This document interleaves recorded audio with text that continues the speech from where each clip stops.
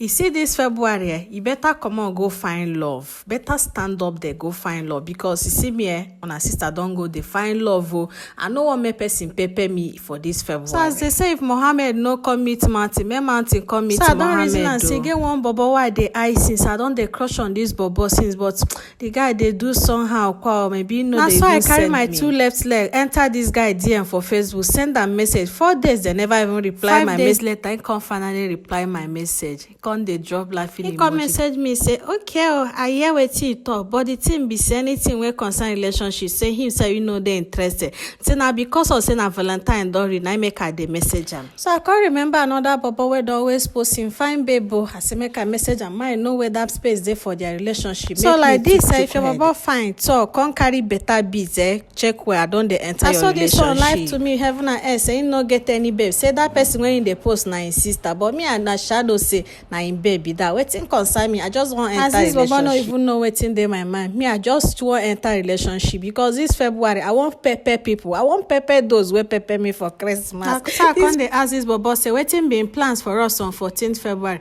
He say anything what I want, he go do one for me. How he don't see? Even Bible talk say ask and you shall receive, seek and you shall find. I don't finally find. This baba say Range Rover and iPhone 16 no go bad though with a extra small 10 million naira. Yeah, and so baba talk say I dey greedy. Say I get my brothers and sisters. I do bad thing. Person say ask anything when you want. You ask wetin in your mind. Na bad thing when you do. That's why you can't tell me say make I forget. Say anything when they in mind, I ain't go buy for you. But make nobody try this kind of thing with me next time. Or make una no even try next time. Anytime person tell me say choose anything when you want. Wait anything when you want at all I go do one for you. Because he said no sir, just want use and pepper some people for this Valentine because he can't shake what I see for December.